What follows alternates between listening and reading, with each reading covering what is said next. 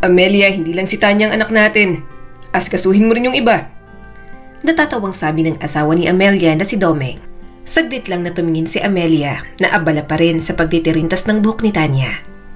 Saglit lang naman, kung tinutulungan mo kaya ako. Ikaw nang mag-asikaso dyan sa 3 lalaki. Alam mo naman na iniipitan ko pa tong mahabang buhok ni Tanya. Saka uunahin ko siya. Kasi mahirap bihisan. Tulungan mo nang pumili yung 3 ng mga damit. Lalaki ka naman, Domeng. May tiwala naman ako sa taste mo. Walang nagawa ang asawa ni Amelia, kundi asikasuhin na lang ang 3 pa nilang mga anak na lalaki. Sa kanilang tahanan, palagi naman niya talagang inuuna ang mga kailangan ni Tanya. Mas mahirap kasi itong ayusan at mas maraming kailangan. Bukod doon, ito lamang ang babae niyang anak, kaya laging nandito ang kanyang atensyon. Binibigyan din naman ni Amelia ng atensyon ang mga anak niyang lalaki. Pantay-pantay ang pagmamahal niya sa mga ito. Pero kapag babae ang anak, kakaiba lang talaga dahil mas attached at mas vocal. Hindi katulad ng mga anak niyang lalaki na palagi rin namang nakabuntot kay Domeng. Bukod doon, iba lang talaga nung araw na yon. Pupunta sila sa golden anniversary ng kanyang mga biyanan. Anong oras na silang nakapagayak at late na nga sila kung tutuusin. Kaya lahat sila, nagmamadali na talaga. Oh, halina kayo! Sabi ni Domeng at kinuha na ang susi ng luma nitong owner type na jeep. Lumabas na kayo at sumakay na! Ako nang maglalak ng pinto natin. Nagmamadali namang lumabas si Amelia kasama ang kanyang mga anak. Wala na naman silang dadalhin na kailangan para sa golden anniversary ng mga biyana niya. Mga decoration, cake at gown lang naman ng kanyang mother-in-law ang ambag nila para sa celebration na iyon. Sa mga handa, mga kapatid na lang ni Domeng. Total ay may kaya naman ang mga ito at payabangan pa. Ayaw ni Amelia na makipagyabangan lalo na't wala naman din silang yaman na ipagyayabang sa mga tao. Sapat lang ang kinikita nilang mag-asawa para sa kanilang pamilya. Mama, matagal po ba tayo sa bahay ni na lolo at lola? Tanong ni Tanya sa kanya na 8 taong gulang pa lang ng panahong iyon. Tumango naman si Amelia. Oo anak, bakit? May problema ba? Napanguso naman ang kanyang anak. Ayoko po kasi Ron, masasama naman pong ugali ng mga pinsan ko. Palagi po nila akong inaaway mama. Kapag naglalaro, gusto po nila na palagi po akong taya. Napabuntong hininga na lang si Amelia at hinaplos ang buhok ng kanyang anak. Hayaan mo na lang ang mga yon, mga walang magawa sa buhay. Pagpasensyahan mo na at mga sutil talaga. Para hindi ka nila pagtripan, dikit ka na lang palagi sa akin, Tanya. Marami rin namang tao mamaya kaya mas maiging nasa tabi na lang kita. Kung ayaw mo na talagang kabanding ang mga pinsan mo. Hindi na lang siniseryoso ni Amelia ang sumbong ng kanyang anak na si Tanya. Alam niya naman na away bata lang iyon. Bukod doon, alam niya rin na may pagkapilyo ang mga pamangkin nila ni Domeng. Iniintindi na lang nila dahil mahirap din magsaway. Hindi naman kasi sila mga magulang ng mga bata. Baka maging iba pa ang dating sa mga ito. Ganun lang naman ang buhay na mayroon sila. Wala rin sobrang komplikasyon. Simpleng nagtatrabaho lang sa munisipyo ang asawa niyang si Domeng. Samantala, nagtitinda naman si Amelia ng mga banana Q at mga donut sa school. Mababait din naman ang mga anak nila, kaya wala talagang problema. Hoy, Amelia, narinig ko. Tapon na naman ang anak mo. Sabi ng kumari niya na hinatid ang kinder nitong anak. Napangiti si Amelia. Oo si Tanya. Matalino talaga yan.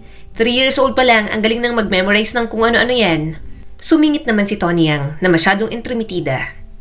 Pero bata pa rin naman. Baka naman kaya palaging top 1 sa klase ang anak mo. Kasi malapit ka sa mga teacher dito. Lalo na sa teacher ng mga anak mo. Lagi ka ba naman nandito sa school?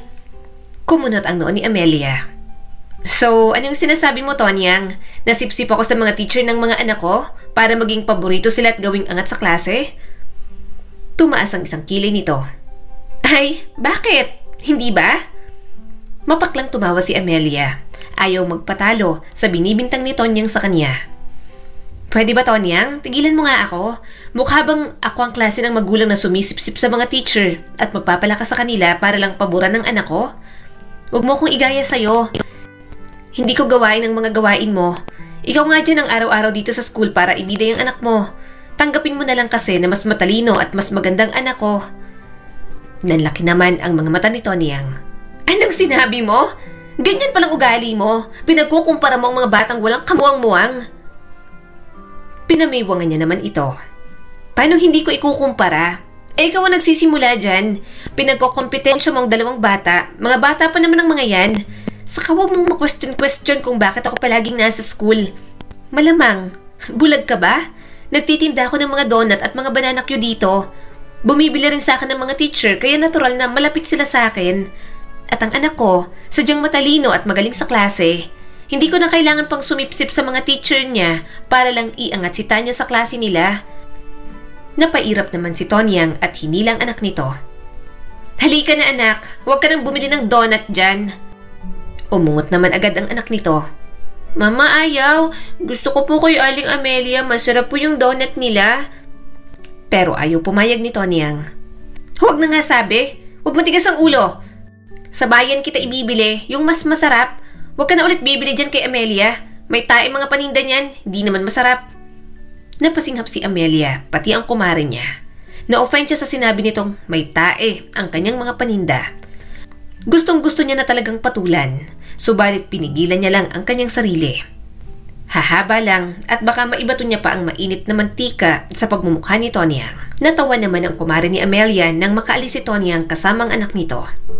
Ibang klase talagang bunganga ng babaeng yun, no? Tawagin ba namang may tae ang mga paninda mo?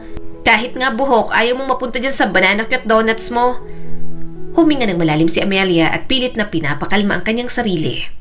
Hiyaan mo na. Immune na ako sa ugali ng babaeng yon. Palagi na lang akong pinag-iinitan sa kang anak ko. Palibhasa, mas matalino naman talaga si Tanya sa anak niya.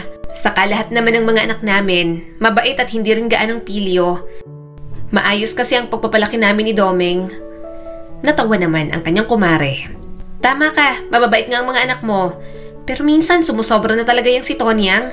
Palagi pong nagpapakalat ng chismis. Kung hindi mo talaga sisitahin at papatulan, hindi pa titigil. Kala mo naman, batang kulang sa pansin. Napailing na lang si Amelia at inabala ang sarili sa pagpiprito ng mga saging. Ewan ko ba dyan kay Tonyang? Nakakainis na nga minsan. Yung mga gawain niya naman, sa iba niya ibinibintang. Siya naman tong sip-sip sa mga teacher. Hindi siya kailangan sa school pero palaging nandito. Mabuti na lang ang mga teacher dito, hindi nadadala sa mga magulang na mas present pa kaysa sa mga anak. Nagpatuloy naman si Amelia sa kanyang mga hinaing habang matamang nakikinig ang kanyang kumare. Hindi ko naman kine-question ang mga magulang na palaging nandyan para sa mga anak kahit nasa school pa.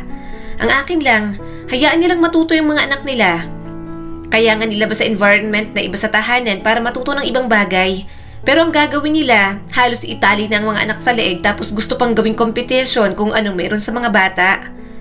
Oo, matatalino. Kailangang mag-excel sa school pero grabe naman kung i-pressure yan. Mga anak ko, pinupush kong mag-aral pero hinahayaan ko pa rin naman maglaro at maging bata.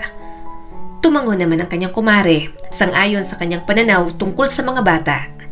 Tama ka. Ibigay na lang sa mga bata ang panahon para maging bata at maglaro. Kasi kapag tumanda na sila, mahihirapan na sila dyan. Nandoon ang pressure ng buhay. Tama ka dyan, Mare. Sigunda naman ni Amelia. Nagpapasalamat sila ni Domeng na mababait at matalino pa ang kanilang panganay na si Tanya. May mga inaasahan sila, pero hindi naman sobra, lalo na't alam nilang bata pa ang mga ito. Kung anong kayang ibigay ng kanilang mga anak, proud na sila roon. Mama, pahingi po ng banana cue. Bulalas ni Tanya nang sumapit na ang recess time ng mga bata. Naningkit naman ang mga mata ni Amelia. Anong hingi? Neng, binibili ang mga paninda ko. Bawal. Kanino ka bang anak? Humalakak naman si Tanya. Siyempre po, di kila Amelia Tuwazon at Dominic Tuwazon. Natatawa na lang na kinuha ni Amelia ang banana cue at binukod niya ang para sa kanyang mga anak. Sige, ito na. Ibigay mo sa mga kapatid mong iba para naman hindi na sila pumunta dito at makipagsiksikan. Tumango naman agad si Tanya. Apo, Mama. Thank you po sa libreng pagkain. Napangiti na lang si Amelia. Napakasweet talaga ng mga anak nila na Domeng, lalong-lalo na si Tanya. Kaya naman todo kayod silang mag-asawa para kahit papaano mabigyan nila ng maayos na buhay ang kanilang mga anak. Subalit ang normal, payapa at puno ng kapanatagan na gustong ibigay ni Amelia para sa kanyang pamilya, naaapektuhan minsan ng mga taong nasa paligid niya. Kapapasok lang ni Amelia, nakita niya na agad ang bruhang si Tonyang. Inirapan pa siya nito, kaya napailing na lang siya. Maaga siyang dumating at nakahanap ng upuan. Umaasang hindi magtatagal ang meeting. Nasa labas na rin naman kasi ang mga bata at ilang sandali pa ay makakauwi na rin. "Good afternoon po, parents." Nakangiting sabi ni Mrs. Santos nang makapasok. Bumati naman silang lahat pero mas nangingibabaw ang boses ng bidabidang si Tonyang. "Hi ma'am, parang ang ganda mo today." Humalakak naman ang guro. "Nako, talaga po ba? Salamat naman po." "Magandang hapon po ulit sa lahat. Masaya po ako na nakadalo po kayo sa ating meeting." Panimula ni Mrs. Santos na may matamis na ngiti. "Gusto ko pong magsimula sa pagsasabi ng congratulations po para sa inyong mga anak. Sa kabutihang palad, wala namang bagsak this grading period. May mga kailangan pang tutukan but still improving pa rin naman po." Lumipat ang mga mata ni Amelia sa kinauupuan ng kanyang anak na si Tanya. Nasa hallway ito at nakikipaglaro sa mga kaklase. Kumikinang ang kanyang mga mata sa pagmamalaki. Noon pa man, palaging isang masipag na bata at palaging mahusay sa eskwelahan si Tanya. Nakaramdam si Amelia ng labis na pagmamalaki para sa kanyang anak. Si Tanya ang tipo ng anak na kahit hindi na nila paalalahanan ni Domeng, mag-aaral at gagawa pa rin ng maganda sa loob ng school. "Mayroon po kaming exciting na balita na ibabahagi po sa inyo. Kaya rin po kami nagpatawag ng meeting ngayon bukod po sa card giving." Patuloy ni Mrs. Santos. "Ngayong taon po kasi magdaraos po ng isang espesyal na kaganapan dito po sa ating paaralan. Search for Little Mr. and Miss MES. Isang kompetisyon po yon para makita po ang mga batang may talent, may katalinuhan at may creativity na rin po. Bukas po ito sa lahat ng mga mag-aaral ng MES at gusto po naming anyayahan ang mga magulang na isali ang mga anak po ninyo. Actually po, hindi lang po ito basta kompetisyon. Mag-raise din po sana ng funds para bawat room po ng mga bata may mga TV na mas magagamit po nila sa pag-aaral. At kung sino po ang gustong sumali, may dagdag po sa grades ang mga anak ninyo. Mayroon din naman po sa mga sosuporta pero mas mataas po ang idadagdag naming marka sa mga batang gusto pong sumali. Para na rin po sa effort kasi alam naman po natin lahat na hindi po biro ang gastos." May bulungan ng excitement mula sa karamihan, ngunit agad na naramdaman ni Amelia ang paninikip ng kanyang dibdib. Alam niya sa kanyang sarili na hindi niya kayang pasalihin sa mga ganoong klaseng activity ang kanyang anak. Bukod doon, hindi na naman kailangan ni Tanya ng karagdagang grades. Palaging nangunguna sa klase ang anak nila ni Domeng. Wala nang dahilan para maghabol pa sa grades ang bata. Pero madadala yata si Amelia sa pagkainis niya kay Tonyang. Masigasig na itinaas ni Tonyang ang kamay. "Gusto ko pong isali ang anak ko sa school pageant, Mrs. Santos. Naniniwala naman po ako na itong anak ko, ma'am, ang pinakamaganda, pinakamatalino at pinakatalented sa lahat ng mga kaklase niya. Isa pa, nasa abroad din naman po ang asawa ko, kaya masusuportahan niya po ang gastos na kakailanganin po ng anak namin sa pageant." "Oh, di asawa mo nang nasa abroad. Pakialam namin." Bubulong-bulong si Amelia. Naiinis pa rin sa walang katapusang pagyayabang ni Tonyang. Umaakyat talagang iritasyon ni Amelia kapag ito ang nagsasalita at pumapapel kapag may mga ganoong pagpupulong sa school. Kung makapagpabida, para bang anak lang nito ang may kakayahan. Gusto niya pala na palaging bida ang anak niya. Sana sa school na anak niya lang ang estudyante, doon niya dapat pinapasok ang anak niya. Bubulong-bulong naman, nasabi pa ni Amelia. Sinulya pa niya ang sariling anak na si Tanya. Sinenyasan itong pumasok, kaya pumasok naman ang bata at tumabi sa kanya. Hinaplos ni Amelia ang buhok nito. "Mabuti pang anak ko, hindi maingay, hindi mayabang pero kaya na agad mag-stand out kahit hindi ko ipangalandakan." Naiinis naman na lumingon sa kanya si Tonyang. "Anong sinasabi mo dyan?" Tumaas naman agad ang isang kilay ni Amelia. "Ha? Ano ba yon? Pinupuri ko lang naman ang anak ko. May masama ba ron? Hindi kasi kami insecure ng anak ko. Ikaw, kumusta ka? Baka insecure ka na." Muli siyang inirapan ni Tonyang at bumalik na ulit ang paningin kay Mrs. Santos. Sa lahat ng tao, kay Tonyang niya lang naman kayang makipagtalo ng ganoon. Magkaklase kasi sila noong high school. Mag-best friend pa nga, pero nag-away sila dahil sa asawa niyang si Domeng. Alam niya naman kasing patay na patay ito kay Domeng noon. Malas lang talaga na siya ang mahal ng kanyang asawa at pinakasalan pa. At least, itong anak ko maganda kasi afford naman namin na ipasali siya sa mga ganitong activity. Parinig ni Tonyang, sapat na para siya lang ang makarinig. Hindi katulad ng isa dyan, nagtitinda lang ng hindi naman masarap na donut at banana Q. Kadiri ang lasa at itsura. Mama, masarap po ang mga donut ni Aling Amelia. Giit pa ng anak ni Tonyang. Nanlaki naman ang mga mata nito. Ano bang sinasabi mo? Hindi yun masarap anak, gutom ka lang. Nanunuya namang tumawa si Amelia. Mabuti pa yung anak mo marunong maka-appreciate. Mabuti na lang mukhang sa tatay nagmanang ugali. Kawawa naman ang anak mo kung sayo. Tumaas ang isang kilay ni Tonyang. At least, makakasali ang anak sa pageant. Eh yung anak mo, syempre hindi. Dukha kasi kayo. Dahil sa sobrang inis ni Amelia kay Tonyang, napilitan siyang itaas ang kanyang kamay. Bahala na sa gastos, matanggal niya lang ang kayabangan ni Tonyang. Wala naman siyang balak na isali talaga si Tanya sa school pageant. Ang kaso, talagang hinahamon siya ni Tonyang. Ubus na talaga ang pasensya niya rito. Ma'am, isasali ko rin po sa pageant si Tanya. Imporma ni Amelia. Napasinghap naman ang guro. Sigurado po ba kayo? Marahang tumango si Amelia. Desididong isali ang anak kahit hindi niya pa nasasabi kay Domeng. Kahit malaki ang gastos, parang kaya naman po. Gusto ko rin po kasing ipa-experience sa anak ko. Napangiti naman ang advisor ng anak niya. Mabuti naman, sige po isasama ko na po si Tanya sa listahan. Ang gaganda naman po ng mga batang sasali. Naiinis na napatingin na naman sa kanya si Tonyang kaya tinaasan niya na lang ito ng kilay. Pikon na rin kasi talaga siya rito. Ayaw niya pa naman na parang nalalamangan ang anak niyang si Tanya. Mama, sasali po ako? Tanong ng kanyang anak. Nginitian niya naman ito at marahang pinisilang pisngi. Oo naman anak, isasali kita. Galingan mo ha? Tumango naman agad ang kanyang anak at napangiti ito. Apo, gagalingan ko po. Muli na lang napangiti si Amelia. Natutuwa siyang suportahan at buksan ang isip at pananaw ng kanyang anak sa bago nitong mararanasan.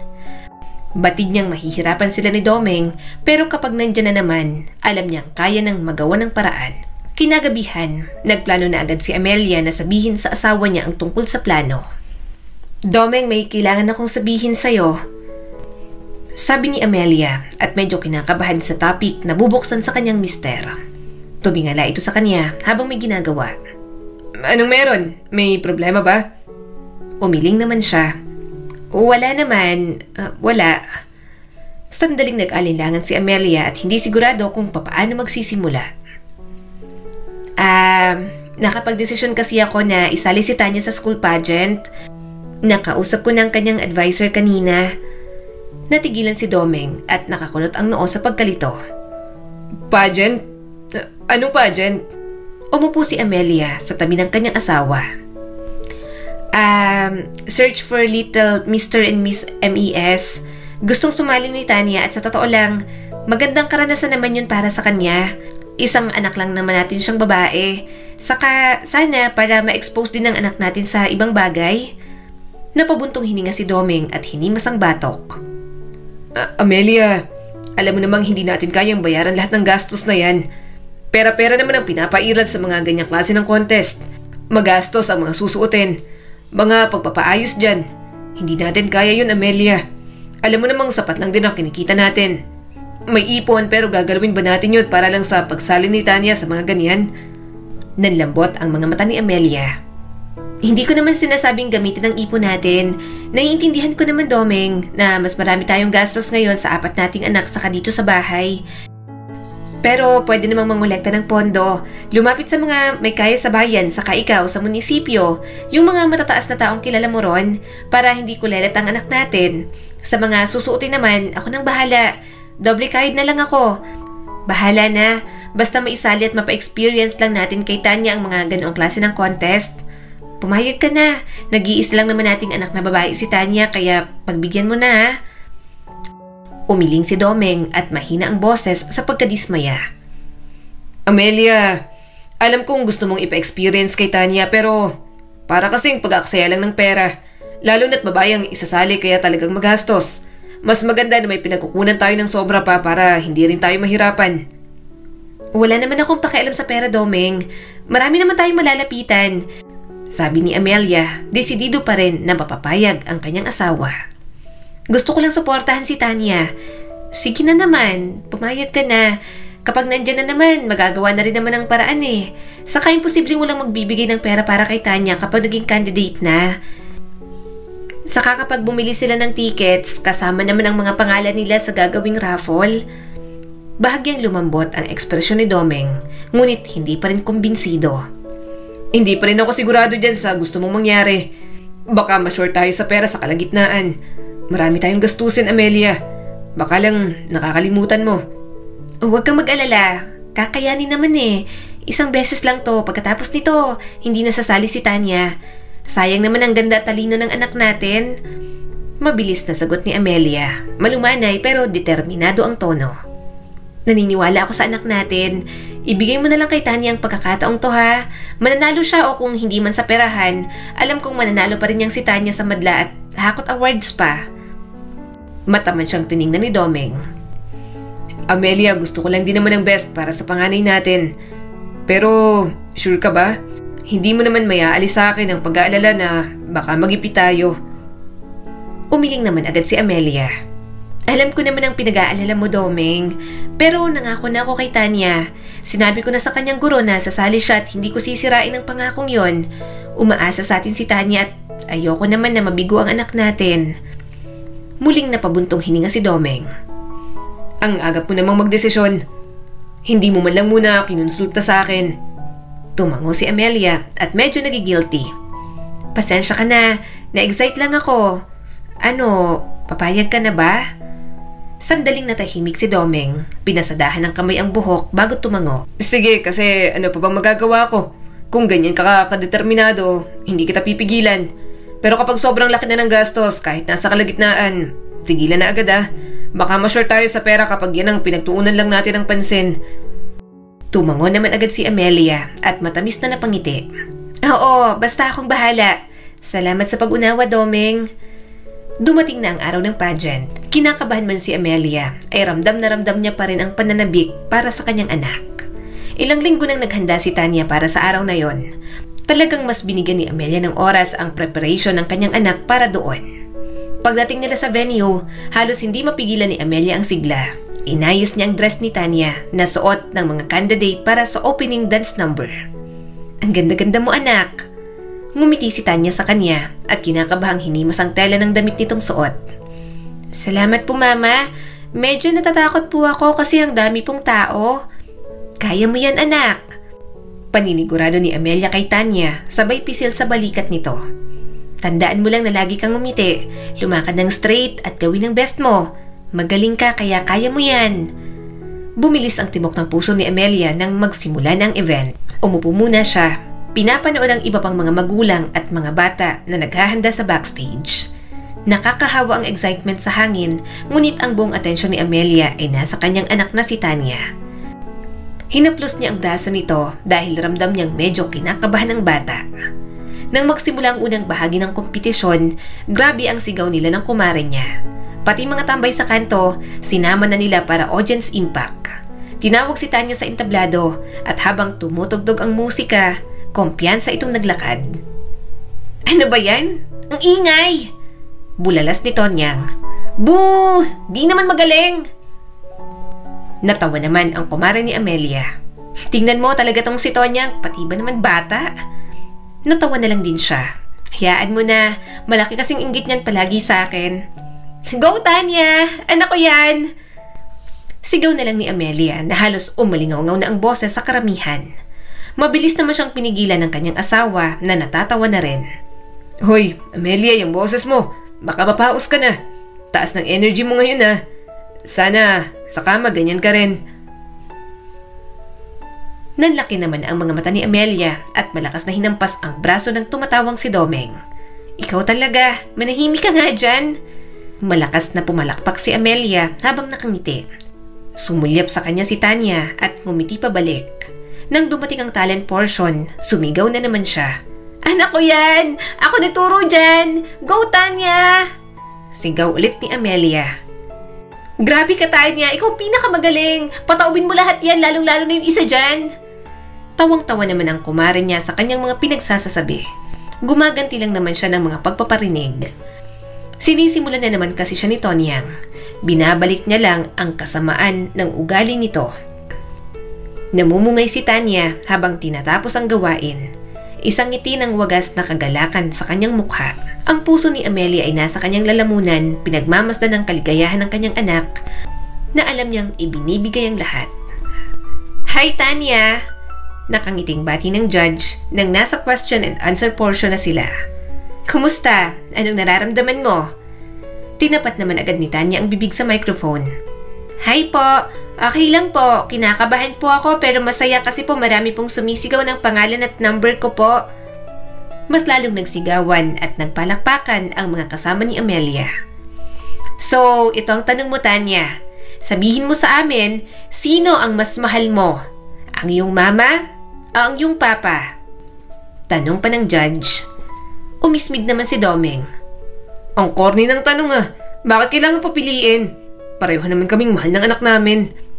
Natawa na lang si Amelia at naghintay ng isasagot ng anak nila. Nabitin sa hangin ang tanong at sandaling hindi nakasagot ang kanyang anak. Napabuntong hininga si Amelia. Hindi niya alam kung anong sasabihin ni Tanya. Kinakabahan siyang napatingin kay Domeng na nasa tabi niya. Nagpalitan sila ng mabilis at nag-aalalang sulyap. Kapwa nagtataka kung ano ang magiging tugon ng batang babae. Kumpiyansa na nakatayo si Tanya habang hawak ang mikropono. Mahal na mahal ko po pareho ang mama at papa ko. Hindi po ako makapili sa kanila dahil pareho silang mahalaga sa akin. Pareho po nila akong mahal at yun lang po ang mahalaga. Lumakas sa pagmamalaki ang puso ni Amelia.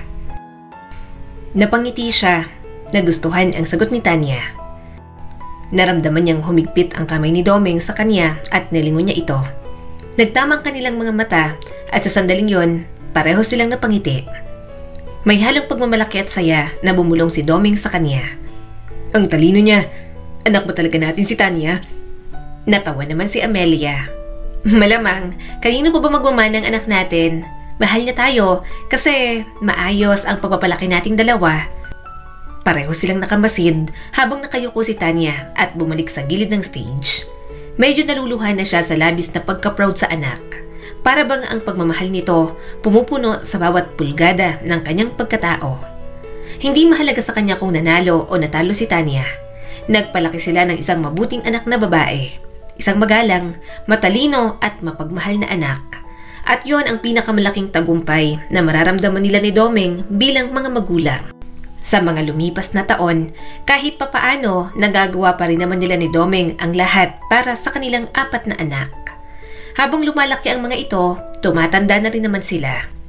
Kaya gusto sana nila ni Domeng na mapatapos man lang hanggang kolehiyo si Tanya at ang pangalawa nilang anak.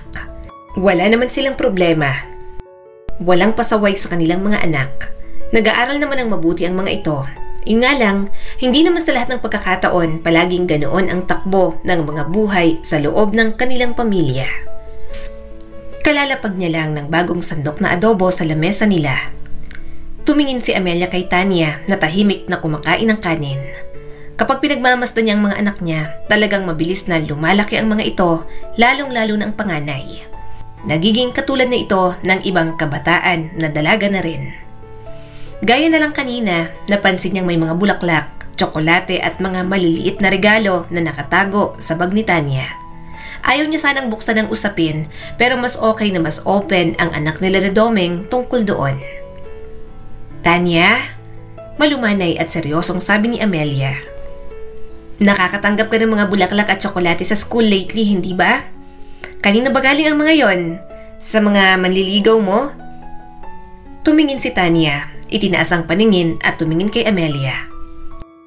Tumango ang dalaga. Walang palatandaan ng pagkabigla at tila inaasahan na ang tanong. Napansin ni Amelia kung papaano maingat na inilapag ni Tanya ang kutsara bago sumagot.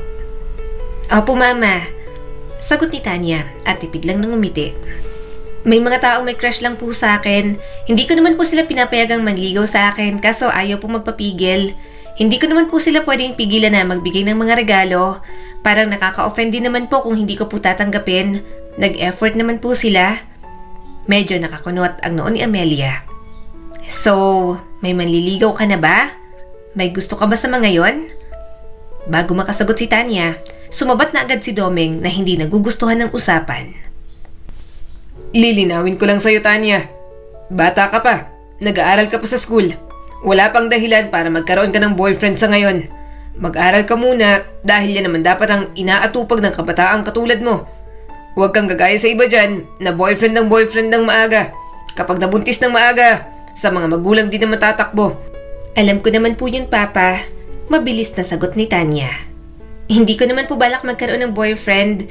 Hindi po ninyo kailangan mag-alala tungkol dyan. Talagang tumatanggap lang po ako ng mga regalo sa kanila, pero wala po akong ini-entertain na mandiligaw.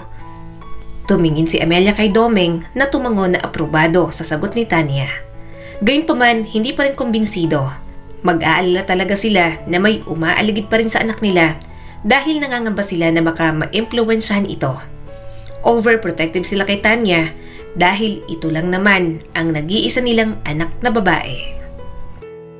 Nagpatuloy pa si Domeng sa pagpapaalala. Nag-aaral ka pa. Yun ang pinaka-importanteng bagay. Marami ka pang haharapin para sa magandang kinabukasan na pangarap namin sa'yo ng mama mo. Yang mga lalaki namang yan, kapag matino talaga, kaya maghintay. Alam na may tamang panahon para sa mga relasyong katulad niyan. Binigyan ng isang maliit na ngiti ni Tanya ang sarili nitong ama. Pangako, Papa, nagka-focus naman po ako sa pag-aaral ko. Wala pong lalaki na makakaabala sa akin. Huminga ng malalim si Amelia. Ang kanyang pangamba ay unti-unting nawawala. Matalino naman ang anak niya, kaya marahil ay alam nito kung ano ang dapat gawin muna sa buhay. Sumandal si Tanya sa upuan at patuloy na nagpaliwanag. Yung mga bulaklak at tsokolate, galing lang po yun sa mga taong gusto po ako. Pero hindi ko po hinahayaang manligaw o makipag-usap po sa akin ng higit pa sa kaibigan. Sinasabi ko po agad sa kanila na hindi ako interesado magkaroon ng manliligaw. Hindi ko naman po hahayaan na may makadistract po sa pag-aaral ko.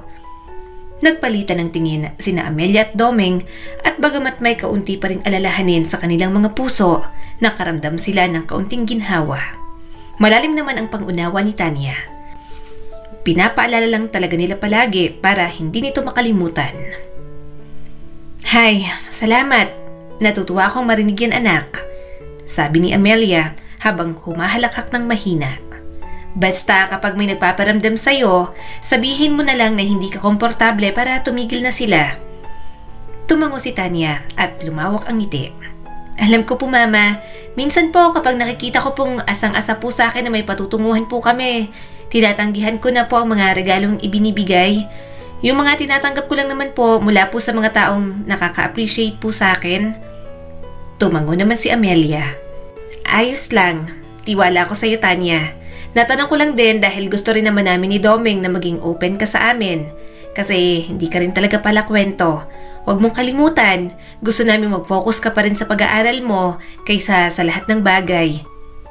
Yun lang ang bagay na kailangan mong gawin sa ngayon.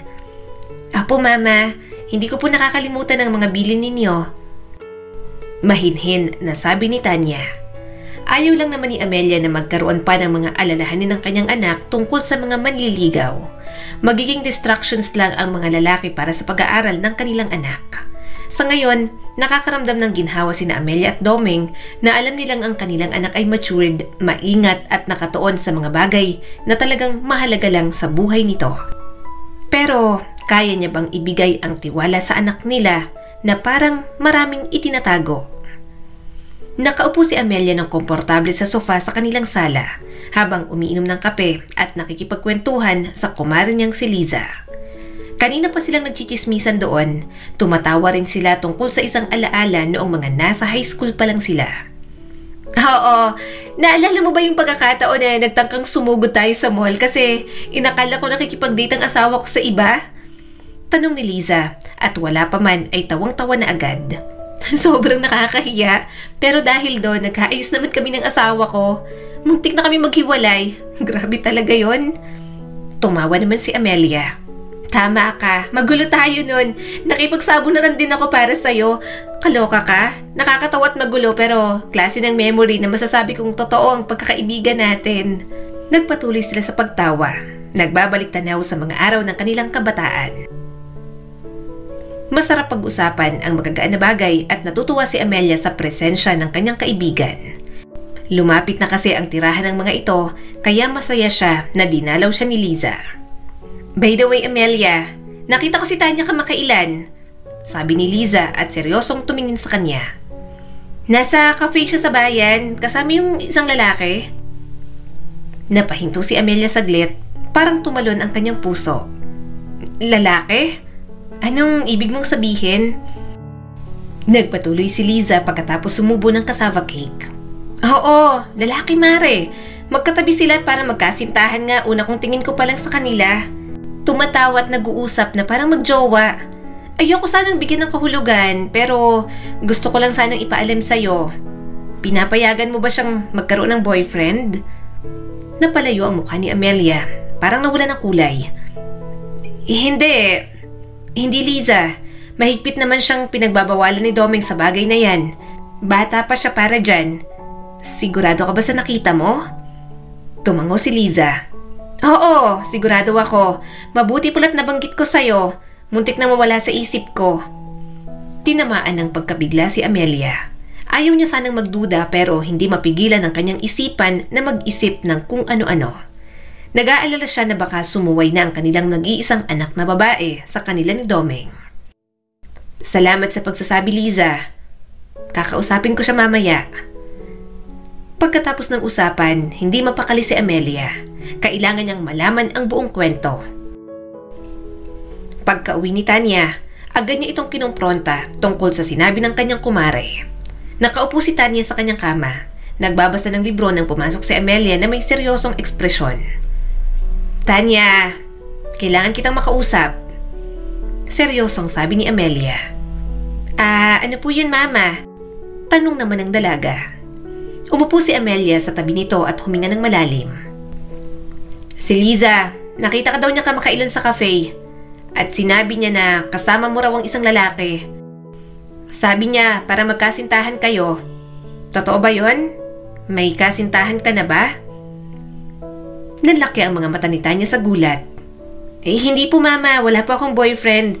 Yung lalaki na kasama ko po, kaklase ko lang po talaga yon. Mukha po siyang malapit sa akin. May ginagawa lang po kaming school project na kami lang po ang magka-partner. Yun lang po yun. Wala po kaming kahit na anong kulay o kahulugan ang nakita po ni Ninang." Hindi pa rin nawala ang pag-aalala ni Amelia. "Pero sabi ni Liza, parang magkasintahan kayo. Bakit kaya naisip niya yon?" Huminga si Tanya ng malalim. "Mama, magkaibigan lang po kami. Hindi ko po alam kung bakit ganun po ang tingin ni Ninang nang makita niya po kami. Close po kami sa isa't isa, parang best friends po. Komportable po kami sa bawat isa, kaya baka naisip nga po ng iba na mag-boyfriend-girlfriend po kami. Pero ipinapangako ko po sa inyo, wala pong any romantic na nangyayari po sa aming dalawa ng kaibigan ko."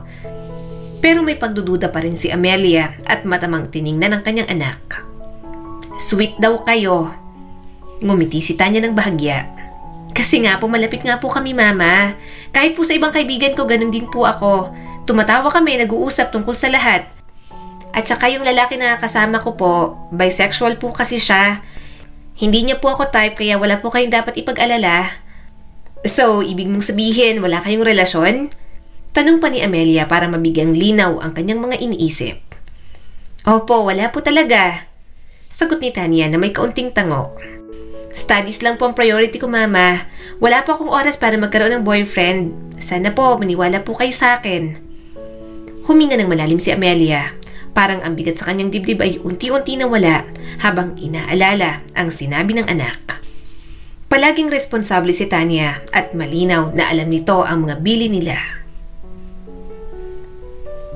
"Okay, sige," sabi ni Amelia, may malumanay na ngiti sa mga labi. "Tiwala ako sa iyo, Tanya. Pero tandaan mo na mag-iingat ka sa kilos mo kasamang ibang tao. Maliwanag ba yon? Madaling magkamali ng interpretasyon ng ibang tao. Gaya nito, iba ang dating sa amin." "Opo, Mama," sagot ni Tanya at marahang tumango. Hinaplos ni Amelia ang noo ng anak at naramdaman ang biglang ginhawa. "Mahal ka namin ng papa mo. Mahal namin kayong magkakapatid. Gusto lang namin na maging ligtas kayo at maging masaya kapag dumating ang araw na hindi na namin kayo maaalagaan. Sana maintindihan mo ang dahilan kung bakit kami naghihigpit ng ganito. Alam ko naman po, Mama. Mahal din po kita. Habang lumalabas si Amelia mula sa kwarto ni Tanya, napagtanto niyang walang dahilan para mag-alala. Si Tanya ay may matibay na pananaw at walang bagay, lalo na ang simpleng sandali kasamang isang lalaki ang makakadistract sa dalaga. Ang ganda naman ito. Nakangiting sabi ni Amelia habang tinitingnan ang pink na dress na nakita niya sa isang shop malapit sa palengke. Wala siyang balak bumili ng damit, pero nang makita niya isang magenta dress sa manikin, naalala niya agad si Tanya. Gusto niya yung bilhin bago pa mawala. Tamang-tama dahil 18th birthday na ni Tanya sa susunod na 3 buwan. Magkano to? Nakangiting tanong ni Amelia sa tindera. Ngumiti naman ito sa kanya. 700 lang po, ma'am. Napanguso naman agad si Amelia at hinaplos ang dress na yon. Wala na bang bawas? Medyo napangiwi naman ito. Sorry po, ma'am. Wala na po. Fixed price na po kasi yan. Yan lang po ang last amount na maibibigay po namin sa customer. Muli niyang tinignan ang dress. Bagay na bagay yon sa kanyang anak. Simple lang naman kasi ang debut party ni Tanya. Kaunting decoration sa bahay, magluluto lang siya ng pagkain at mag-iimbita lang ng mga malalapit na kaibigan. Kapag sinuot ni Tanya ang dress na yon, siguradong angat na angat ang anak niya sa araw na iyon. Maganda pa naman magdala ng damit si Tanya, kaya kahit anong ipasuot sa dalaga, talagang bumabagay. Lumingon muli si Amelia sa tindera. Sige, bibilhin ko. Pero sa tingin mo ba maganda yan sa anak ko? Alam ko naman ang size niya pero hindi ako sure kung magugustuhan niya. Ngumiti naman sa kanyang tindera. Apo naman, sigurado po magugustuhan po yan ng anak mo. Uso po yan sa mga kabataan ngayon. Saang occasion niya po ba susuotin? Sumilay din ang ngiti sa mga labi ni Amelia. Sa birthday ng anak ko, mag-e-18 na kasi siya ngayong taon. Simpleng handaan lang para sa debut niya. Gusto ko sanang ito ang isuot niya. Simple pero eleganting tingnan. Magsasalita na sana ang tindera nang biglang pumasok sa shop si Tonyang at kung ano-ano pang sinabi. Ang simple naman ang damit ng anak mo para sa debut party niya. May bahid ng panunuya na sabi ni Tonyang. Ay, samantalang yung anak ko, katatapos lang ng bonggang 18th birthday nung isang araw. Pinakita pa ni Tonyang sa tendera ang mga pictures ng anak nito at pati na rin ang mismong party. Namangha naman ang tindera at mukhang suki na pala si Tonyang sa shop na iyon. Napabuntong hininga na lang si Amelia at hindi pinansin ang mga pasaring ni Tonyang. Miss, paki-plastic na nitong dress, bibilhin ko. Tumango naman agad ang tindera sa kanya bago tumingin kay Tonyang. Wait lang po, Ma'am Tonyang kwentuhan din po tayo mamaya. Uunahin ko po muna siya kasi nauna po siya ngayong araw. Tumaas naman ang mga kilay ni Tonyang. Okay. Habang naghihintay, akala ni Amelia ay titigil na ito pero kung ano-ano na naman ang sinasabi. Sa bagay, hindi nyo naman yun maibibigay sa anak ninyo. Magkano lang ba kinikita nyo mag-asawa? Hindi nyo kayang bigyan si Tanya ng bonggang birthday party. Mabuti pang asawa ko. Seaman at afford na bigyan kami ng higit pa ng mga anak ko. Hindi na lang siya nagsalita. Mas lalo lang nagiinit ang kanyang ulo kapag pumatol pa siya. Gayunpaman lahat ng mga sinabi ni Tonyang kay Amelia, hindi niya maitatangging nakakaapekto pa rin sa kanya. Kaya habang pauwi, pinagmasdan niya ang biniling dress para sa kanyang anak. Isa lang naman ito na makakaranas ng debut sa buong buhay nito. Mahalaga sa babae ang edad na 18, kaya bakit hindi na lang nila isagad ang effort para sa birthday ni Tanya? Bakit hindi na nga rin nila gawing bongga gayong minsan lang naman? Amelia, anong ulam mamaya? Tanong ni Domeng at sinilip ang niluluto niya. Wow, kaldereta! Mukhang mapaparami ang kain ko. Lumingon si Amelia sa kanyang asawa. Isang maliit na ngiti ang sumilay sa kanyang mga labi. Ngunit may bakas ng pag-aalinlangan sa kanyang mga mata. Domeng, sabi ni Amelia, sabay lingon sa kanyang mister. Iniisip ko ang 18th birthday ni Tanya. Alam ko na pag-usapan na natin to dati. Pero baka naman pwede nating pag-isipan na gawing mas malaki pa kaysa sa simpleng pagtitipon lang. Gusto kong bigyan siya ng isang engrandeng selebrasyon. Siya lang naman ang nag-iisa nating anak na babae. Lahat lalaki na. Feel ko naman deserve niyang special celebration saka debut yon, Domeng. Mahalaga yon para sa isang babae. Hindi naman agad sumagot si Domeng, ngunit nakita ni Amelia na handa na agad itong tumutol. Nagpatuloy pa si Amelia para makumbinse ang kanyang asawa. Alam ko naman na hindi tayo mayaman, pero 18 kaarawan na niya naman ito. Isang pagkakataon na hindi na mauulit. Pero pwede natin gawing memorable, Domeng. Pwedeng maganda ang pagkakadekorasyon ng venue, mag-imbita ng mga malalapit niyang kaibigan, pati na rin ang mga guro niya. Sana mabigyan natin siya ng isang gabi na hindi malilimutan. Gusto ko sana na maramdaman niya na para siyang prinsesa. Kasi prinsesa naman siya ng pamilya natin, hindi ba? Pumihit si Domeng at humugot ng malalim na buntong hininga. Amelia, wag mo nang isipin pa yan. Wala tayong pera para sa isang malaking party. Hirap nga tayo sa mga bayarin at gusto mo pang magdaos ng isang engrandeng selebrasyon. Para saan? Para magyabang? Hindi ganon si Tanya. Hindi niya kailangan ng isang malaking mamahaling party. Naramdaman ni Amelia ang bigat sa kanyang dibdib sa mga sinabi ni Domeng. Ngunit hindi siya nawala ng lakas ng loob at patuloy niyang ipinaliwanag. Hindi naman sa pinagyayabang, Domeng. Ang gusto ko lang, mabigay natin ang masigit pa sa debut ni Tanya. Masipag siyang mag-aral at mabuting anak naman sa atin. Karapat dapat siyang makaranas ng magandang party. Isang bagay na maaalala niyang maganda na nagawa natin para sa kanya. Nilingon siya ni Domeng. Amelia, sanay naman tayo sa simpleng buhay. At si Tanya, gaya din natin. Simple at hindi magarbo. Hindi siya interesado sa mga ganyang bagay. Naalala mo bang sinabi niyang masaya na siya sa mga simpleng family dinner? Bakit mo pa kailangang palalain ng mga bagay? Kung mag-iisip ka naman ng gusto mo, yung makatotohanan naman, yung kaya naman ng pamumuhay natin. Sige, may handaan. Pero hindi katulad ng gusto mo na bongga. Binuksan ni Amelia ang bibig pero itinaas ni Domeng ang kamay para huminto at hindi na siya makapagsalita. Pakinggan mo ko. Naiintindihan ko. Gusto mong ibigay ang lahat kay Tanya. Pero wala tayong kakayahan. Hindi magiging mas mababa ang halaga ng anak natin kahit na simpleng pagdiriwang lang. Ang mahalaga ay ang pagmamahal na ibinibigay natin sa kanya. Hindi ang halaga ng pera na ginastos. Naalala mo ba kung gaano siya kasaya sa mga simpleng birthday parties niya nung bata siya?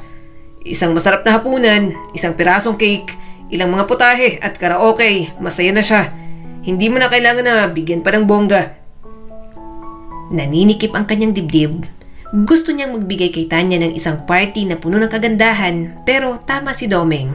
Wala silang sapat na pera at gaya ng sinabi nito, masaya si Tanya sa mga simpleng bagay sa buhay. Tama ka, sagot niya at napipilitang isinuko na lang ang ideya. Naiintindihan ko ang ibig mong sabihin. Hinawakan ni Domeng ang kanyang kamay. Mabuting ina ka, Amelia. Huwag mong isipin na hindi ka mamahalin ng anak natin dahil pinipili nating maging simple. Alam ni Tanya kung gaano natin siya kamahal at yun ang pinakamahalaga. Bakit ba bigla mo na lang naisip yan? Pinisil ni Amelia ang kanyang kamay. Si Tonyang kasi nangaasar. Kesyo binigyan raw nila ng asawa niya ng bonggang debut ang anak nila. Tapos nilait-lait pang kaya nating ibigay kay Tanya na celebration. Napabuntong hininga na lang si Domeng. Hayaan mo na lang kasi. Alam mo naman na ganun talagang ugali nun. Huwag mo na lang patulan. Nakinig na lang din si Amelia sa kanyang asawa. Mali nga naman na ipilit niya pa ang gusto niyang mangyari. Anak, okay ka lang ba? Tanong ni Amelia sa kanyang anak nang pumasok siya sa kwarto nito. Tumingin sa kanya si Tanya at mabilis na nagpunas ng mga luha. Okay lang po ako. Lumapit si Amelia at bakas pa rin ang pag-aalala. Anak, alam kong hindi ka okay. Magsabi ka sa akin, Tanya. Alam kong may problema ka. Hindi ka iyak ng ganyan kung wala. Napakagatlabi naman si Tanya. Kasi po may 0 po kasi ako sa exam ko. Ang hirap po kasi talaga kaya 0. Napabuntong hininga naman si Amelia. Akala ko naman kung ano na. Anak, okay lang yan. Exam lang naman. Saka kung bumagsak, okay lang din. Alam kong mahirap mag-aral. First year college ka na, kaya alam kong nahihirapan ka. Pero hindi mo kailangang i-pressure ang sarili mo. Okay lang bumagsak ng ilang beses, pero huwag mo nang uulitin. Mag-aral ka pa ng mas mabuti kapag hindi mo nakuha. Mahigpit siyang niyakap ng kanyang anak at may mga mumunting hikbing kumakawala sa bibig ng dalaga. Salamat po mama. Sorry po talaga. Hinagod niya ang likod nito. Ano ka ba naman anak? Okay lang yan. Kaya mo yan. Tahan na. May pasalubong nga pala ako sa'yo. Kumawala naman ito sa yakap. Ano pong pasalubong? Ngiti-ngiti naman si Amelia at ipinakita ang dress na binili niya kanina. Eto, para may magamit ka sa 18th birthday mo. Sukatin mo nga. Tignan natin kung bagay ba sa'yo. Pinilit ngumiti ni Tanya. Tumayo na nga ito at sinukat ang damit. Nang makita niyang bagay at saktong-sakto lang sa dalaga, matamis na napangiti si Amelia. Excited na siyang tumuntong ito sa edad na 18. Mabilis ang panahon at lumalaki na ang anak nila ni Domeng pero masaya siya. Masaya siya na lumalaki sa tamang direksyon ang mga anak nila. Oh, anak, bakit? Nag-aalalang tanong ni Amelia nang makita niyang naduduwal ang anak niya. Mariing pumikit si Tanya at napalunok bago huminga ng malalim. Hindi ko po alam, baka acid reflux na naman po ito ma. Napabuntong hininga naman si Amelia. Hay nako, palagi ka kasing nagkakape, tigilan mo na muna. Medyo natawa naman si Tanya. Ma, hindi ko po kasi mapigilan. Saka kapag nagre-review po ako, kape po talagang pampagising sa akin. Mataman na tinignan ni Amelia ang kanyang anak. Masaya siyang nag-aaral ito, pero ayaw niya namang pabayaan ni Tanya ang kalusugan nito. Kapag hindi healthy ang dalaga, mawawalan din naman ng saysay ang lahat ng inaaral nito. Kaya mahalaga pa rin na malusog ang kanyang anak para makapag-function ng maayos. Simula ng gabing yon, napapansin ni Amelia ang mga pagbabago sa anak niyang si Tanya. Madalas na namumugto ang mga mata nito. Ayaw niya namang tanungin pa ulit. Mag-share naman ito kung gustong mag-share ng problema. Alam niyang masyado itong pressured sa pag-aaral, kaya hinahayaan niya na lang kung minsan. Napapansin niya rin na malaki na ang binabawas ng timbang ni Tanya. Kaya kapag gising si Amelia, palagi niya itong pinaghahanda ng masusustansyang pagkain kapag nag-aaral. Pinagbabaon sa school para hindi malipasan ng gutom. Dahil simula nang may maibagsak itong exam, wala na itong ibang ginawa kundi ang mag-aral ng mag-aral. Anak, ito ng pagkain mo, sabi ni Amelia kay Tanya. Exam day din pala ng mga kapatid mo kaya mga gising pa. Nandun sila sa salat nag-aaral. Gusto mo bang lumipat para may kasama ka habang nagre-review? Umiling naman ang kanyang anak. Hindi na po mama. Mas nakakapag-focus po ako kapag mag-isa po ako. Matamang tiningnan ni Amelia ang kanyang anak. Napansin niyang malalim nitong mga mata na halos hindi na yata tumutulog araw-araw. Medyo kinakabahan na siya na baka mapano ang kanyang anak kung palaging aral lamang ang inaatupag. Tanya, uso matulog ha? Alam kong gusto mong makasama sa dean's list pero wag mo sanang sagadin ang sarili mo. Magpahinga ka rin ha? Paalala ni Amelia rito. Tumango naman ang dalaga. Opo, sorry po. Gusto ko lang po kasi talagang ibalik ang standing ng mga bumaba ko pong grades. Nahihiya po ako sa inyo na may mga kailangan po akong uliting mga units. Sorry po talaga na nagpabaya po ako. Marahang niyakap ni Amelia ang kanyang anak at hinaplos ang buhok nito. Bakit ka ba palagi humihingi ng sorry? Okay nga lang, wala kang dapat ipag-alala. Nakikita naman namin lahat ng effort mo sa pag-aaral. Saka parte naman ng buhay ang pagbagsak. Laban lang anak ha? Tumango naman si Tanya. Simula ng gabing yon, para bang gusto niya na lang ibigay sa kanyang anak ang lahat. Hindi niya alam kung bakit, pero pakiramdam niya ay parang sobrang laki ng problema ni Tanya. Para bang kahit sabihin nito na tungkol lang sa grades ang inaalala nito, pakiramdam niya ay mayroon pang iba. Nanay siya, kaya madali niyang maramdaman kung may suliranin o wala ang anak nila ni Domeng. Oo, sa Hotel Dinaos tong debut ng anak ko, nakangiting sabi ng pinsan ni Amelia. Siyempre, pinaghandaan talaga namin ng asawa ko. Worth it naman. Sobrang saya ng anak namin ng araw na yon kahit malaki ang gastos, walang pagsisisi. Napakagatlabi si Amelia habang nakikinig sa pinsan niyang teacher sa school na yon.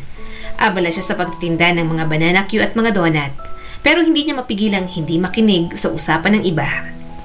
Alam ni Amelia ang tinutukoy na debut ng kanyang pinsan. Naka-attend siya roon at alam niyang bongga talaga.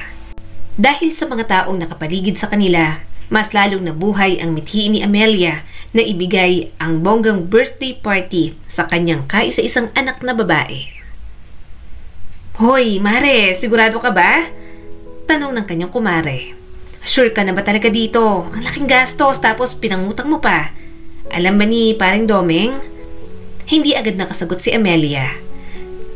Saka ko nilang sasabihin kapag nandyan na para hindi na siya makatanggi. Ayaw niya nang mag-arabo para sa anak namin. Para surprise party kay Tanya.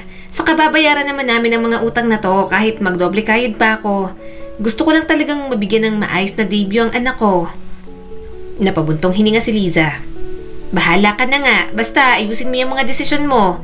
Naiintindihan ko na gusto mong ibigay kay Tanya yung naibibigay ng ibang mga magulang sa anak nila. Pero sana, gumastos ka lang ng kaya ng pamumuhay ninyo." Huminga ng malalim si Amelia. "Kaya naman naming bayaran to ni Domeng. Siguro pagkatapos, medyo tipid-tipid. Basta mabigay ko lang kay Tanya ang debut party katulad ng nararanasan ng ibang dalaga. Minsan lang siya mag-18. Nung bata ako, hindi ko naranasan to. Hindi ko pa ba ipaparana sa anak ko?" Matindi na talaga ang kagustuhan ni Amelia na maidaos ang debut party ng anak niya sa magarbong paraan. Wala na siyang pakialam kahit na magalit ang asawa niya. Basta maibigay niya lang kay Tanya ang party na hinahangad niya para dito. "Amelia!" Matalim na sabi ni Domeng. Pumasok ito at mabilis na ibinigay sa kanyang cellphone. "May tumawag sa akin. Event organizer at sinabihan ako na update tungkol sa party. Anong sinasabi nun? May plano kang party? Para kanino?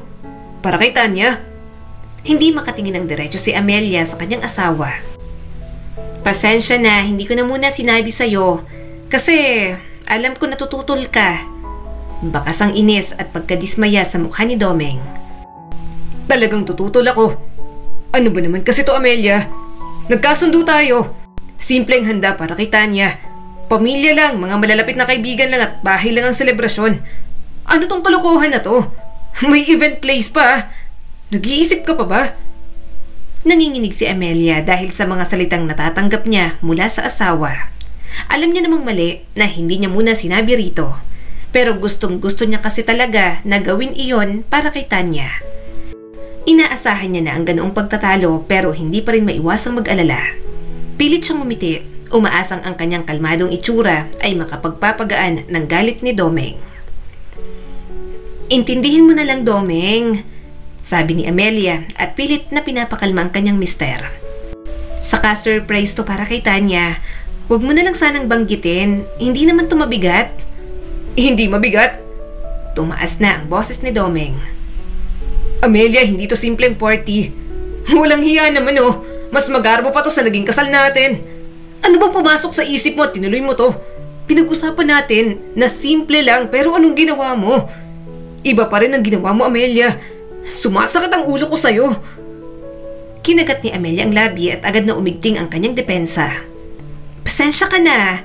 Gusto ko lang na magkaroon si Tanya ng maganda at espesyal na selebrasyon." Bakas talaga ang galit sa mukha ni Domeng. "Nagkasundo tayo. Simpleng party lang. At ngayon itinatapon mo ng lahat ng yun. Gumagastos ng pera na wala naman tayo. Saan mo kinuha ang perang panggastos mo rito, Amelia? Wala tayong ekstrang pera. Huwag mong sabihin ginamit mo ang savings natin. Nangutang ka ba?" Napalunok si Amelia. "Hindi ko naman ginagalaw ang savings natin. Ang totoo niyan, nangutang kasi ako, Domeng, sa iba't ibang tao para maidaos lang tong plano kong debut party para sa anak natin." Lalong namula ang mukha ni Domeng dahil sa galit sa kanyang mga desisyon. "Humiram ka? Kani-kanino, Amelia? Hindi mo man lang naisip kumonsulta sa akin bago ka gumawa ng ganito?" Huminga ng malalim si Amelia at sinubukan itong pakalmahin. "Ayokong mag-alala ka, Domeng. Alam kong stress ka na sa pera at ayokong madagdagan pa. Huwag kang mag-alala. Ako nang bahala sa mga utang. Hindi mo na kailangang problemahin. Halos tapos na naman. Malapit na ang party at magiging masaya si Tanya. Yun na lang ang isipin mo, Domeng." "Paano ko iisipin kung pagkatapos nito, mga utang naman ang nakapila sa atin? Hindi ako pwedeng mag-alala. Hindi ko rin pwedeng sabihin na ikaw ang bahala sa mga ginawa mong problema. Mag-asawa tayo kaya kung anong problema mo, Problema ko na rin, Amelia. Nagpatuloy pa si Domeng at punong-puno ng hinanakit. Paano magiging masaya si Tanya kung lulubog tayo sa utang dahil sa mga desisyon mo? Hindi mo naisip ang magiging epekto nito. Hindi natin kayang bayaran ang mga utang mo. Paano kapag sabay-sabay silang maningil? Anong gagawin mo? Hindi alam ni Amelia kung ano ang tamang sagot para doon. Huwag na muna kasi nating isipin. Sinabi ko na sa'yo, Domeng, tapos na. Nakaplano ng party, na ilabas na ang mga imbitasyon at lahat ay nakaayos na. Mangyayari to kahit ayaw mo. Kaya hayaan mo na. Pagtapos ng party, magtutulungan tayo para bayaran ang mga utang. Makakayanan natin, gaya ng lagi. Naglakad si Amelia papalapit sa kanyang asawa. Domeng, alam ko nag-aalala ka pero magtiwala ka. Makakaya natin to. Lagi naman tayong may paraan. Inabot niyang kamay ni Domeng at hinawakan ito. Mahalaga tong party para kay Tanya. Pag-usapan natin ang mga bayarin kapag tapos na. Pero ngayon mag-focus tayo sa celebration. Malapit na at ayaw ko namang malaman niya na pinag-aawayan natin to ng dahil sa kanya. Napabuntong hininga na lang si Domeng. Pero sige, tapos na, mangyayari na at hindi ko na to matitigil. Pag-usapan na lang natin pagkatapos ng birthday ng anak natin. Pinanood ni Amelia si Domeng habang umaalis. Batid niyang may sama pa rin ang loob ang asawa niya sa kanya. Alam niyang galit si Domeng, ngunit sa kaloob-looban niya, alam niyang magiging okay din naman ito. Sumapit na nga ang mismong kaarawan ni Tanya. Lahat ng mayroon sa party na yon talagang plano at pinaghandaan. Nang makita niyang umiiyak ang dalaga dahil sa sobrang saya at gulat, nabalot ng saya ang puso ni Amelia. Ilang linggo niya nang nakikita ang anak niyang matamlay at parang wala sa sarili. Kaya masaya si Amelia na naibigay niya yon kay Tanya. Ma, hindi mo naman po kailangan gawin to, pero maraming salamat po. Saad ni Tanya sa kanya habang lumuluha. Hindi ko po deserve ang lahat ng to. Dapat hindi nyo na lang po ginawa. Sorry po. Sorry. Kumunot ang noo ni Amelia at niyakap ang kanyang anak. Ano ka ba naman? Birthday mo kaya gusto kong ibigay sa iyo ang lahat. Saka bakit ka ba nagsasorry? Para saan ka ba humihingi ng tawad? Marahang umiling si Tanya at pinunasan ang mga luha. Basta ma, kahit ano pong mangyari, palagi mo po sana tatandaan na mahal po kita. Kung dumating man po ang araw na may nagawa po akong pagkakamali sa'yo, patawarin niyo po sana ako ni Papa. Marahang tumango si Amelia. Oo naman, anak ka namin. Kung ano man ang nagawa mong mali, handa kami na patawarin ka. Isa pa, imposibleng magkamali ka, Tanya. Palagi ka namang nakikinig sa amin ng papa mo. Ay, hindi alam ni Amelia na magiging ganoon ka-emosyonal si Tanya sa 18th birthday party nito. Mabuti sana kung emosyonal siya sa sobrang saya, pero nararamdaman ni Amelia na hindi.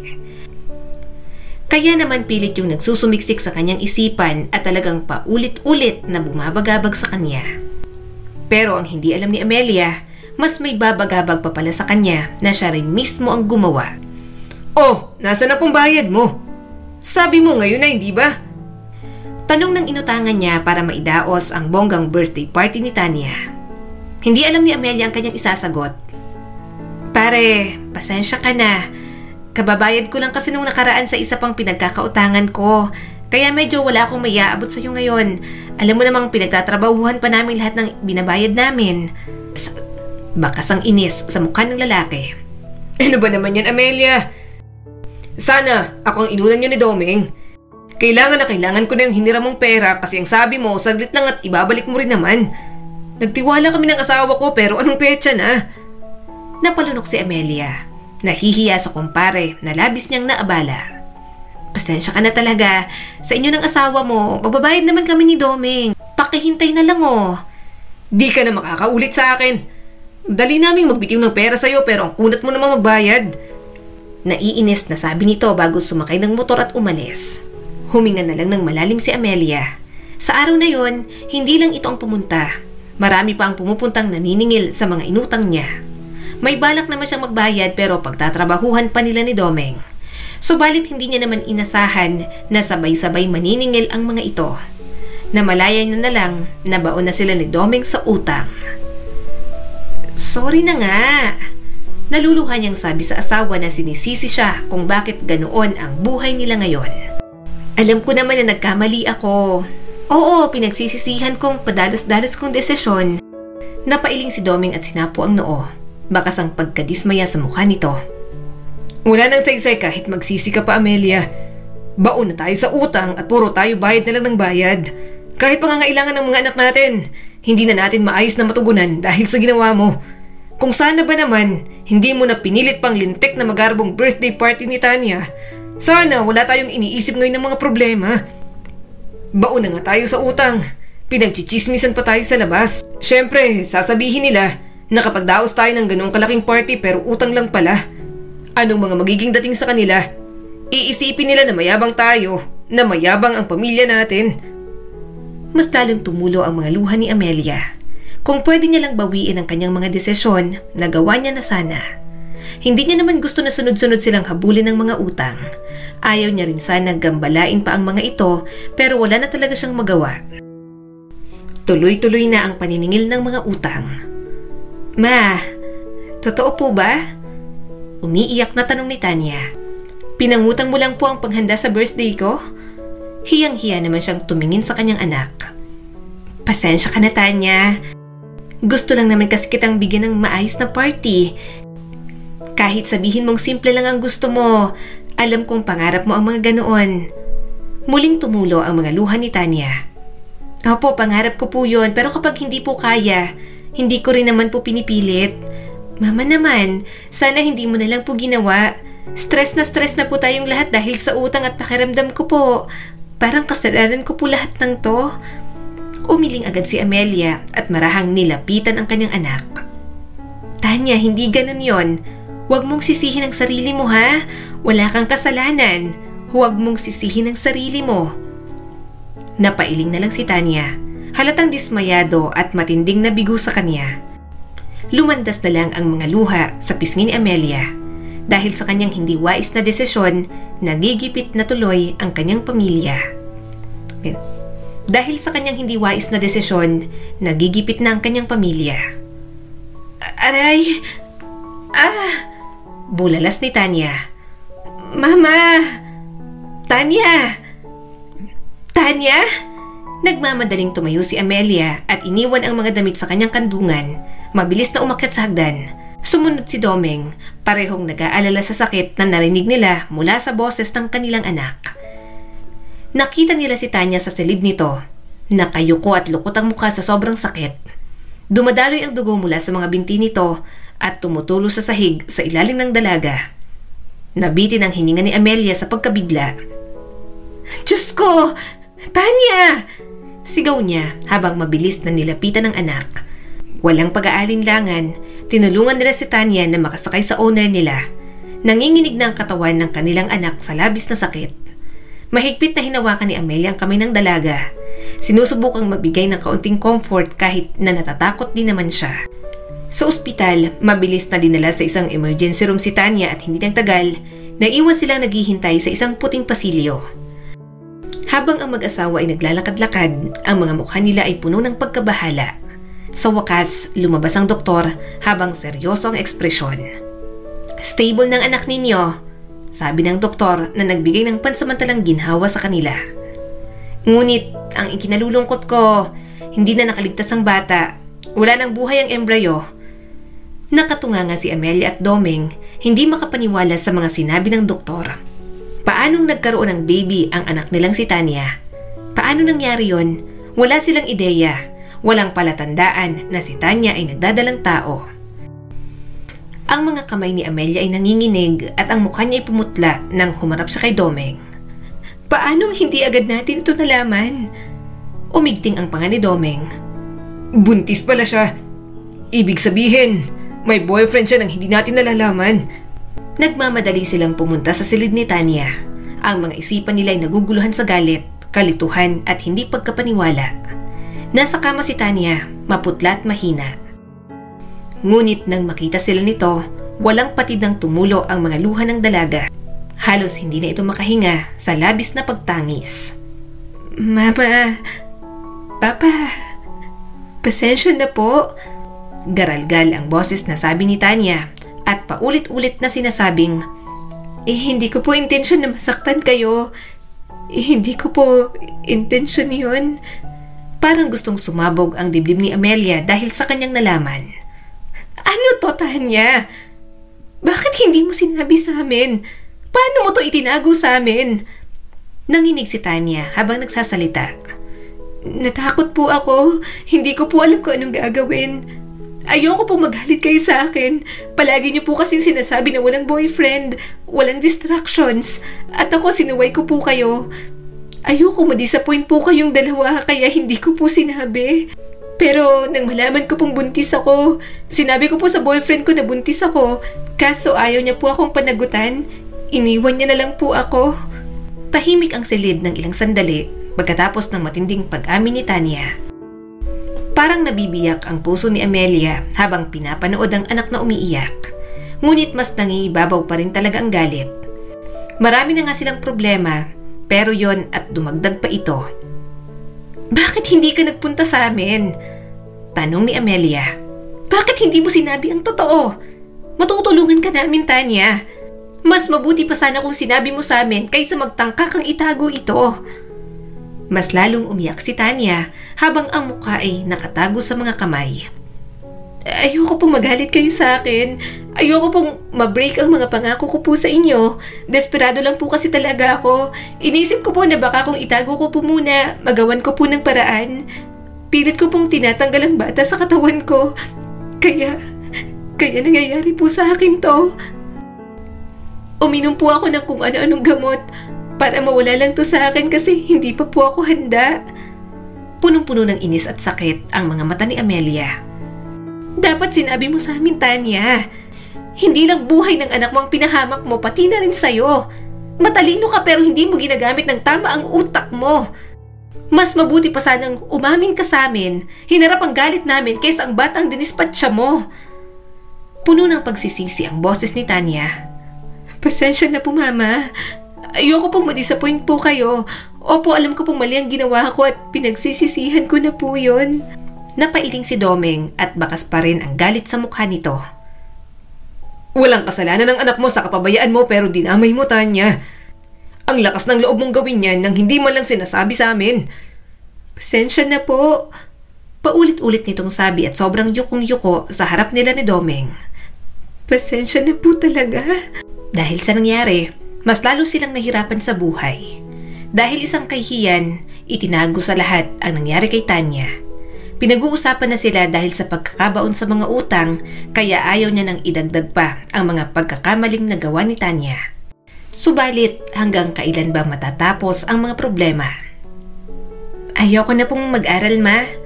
Mahinang sabi ni Tanya sa kanila. Natigilan naman silang mag-asawa bago bumalik ang tingin kay Tanya. Mag-aaral ka? Ano? Gusto mo bang tuluyang masira ang buhay mo? Napayuko si Tanya na halata ang stress at pagod sa mukha nito. Hiyang-hiya na po ako sa inyo. Pakiramdam ko po lahat po ng gagawin ko. Wala na po talagang kwenta. Saka yung sa mga utang po, dahil naman din po kasi sa akin kaya nabaon po tayo sa utang. Umiling si Amelia. Nagagalit kami sa ginawa mo pero mag-aral ka pa rin. Ayaw naming tuluyan mong sirain ang buhay mo. At sa mga utang, hindi ka namin sinisisi ron. Ako ang nagdesisyon at ako ang nagpumilit kaya ako ang dahilan kung bakit tayo nabaon sa utang. Namumuo ang mga luha ni Tanya. Sorry po talaga. Hindi ko po deserve ang bonggang party na yon. Sorry po na binibigo ko po kayo ng ganito. Hindi na nagsalita si Amelia. Ayaw niya munang isipin pa. Lahat sila'y stress na at napapagod dahil sa mga nangyayari. Ang pangalawa niya, napilitang maghanap ng part-time job para kahit papaano ay makatulong sa mga gastusin sa bahay.